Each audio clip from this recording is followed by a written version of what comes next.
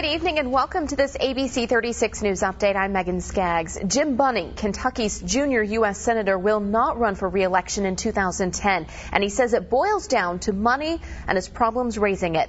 Senator Bunning put out a statement today saying Republican leaders in the Senate were working to dry up his fundraising.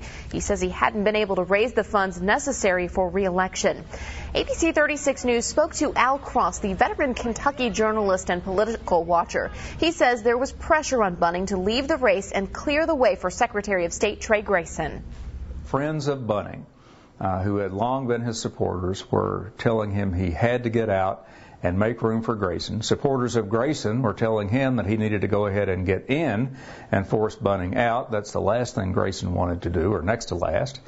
And now we come to a resolution of it. I think that this very proud man, Jim Bunning, finally, like any good baseball player, read the box score and saw that he had lost the game when it comes to contributors.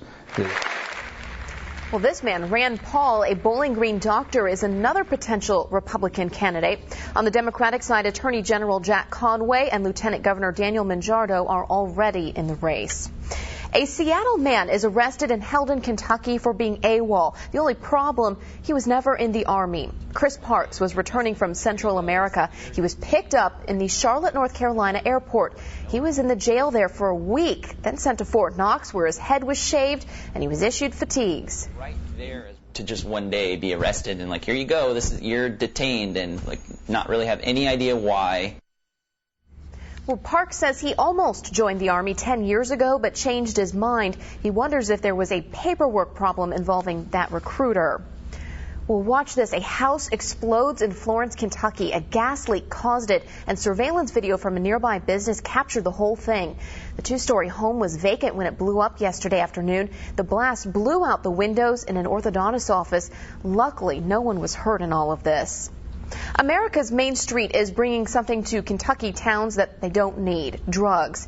Mount Vernon police say drug cases have nearly tripled in 1 year. Prescription drugs are a big part of the problem. Drugs like oxycodone and Xanax are being made in Florida and shipped north on I-75. Anybody can do it. They start taking prescription drugs and they get hooked on them, and it tears families apart. There obviously is a problem because it's a problem everywhere. Well, Mount Vernon's police chief says Kentucky police are working with authorities in Florida to try and stop the drug flow. That is going to do it for this ABC 36 News Update. You can always get the latest weather, news, and sports at WTVQ.com.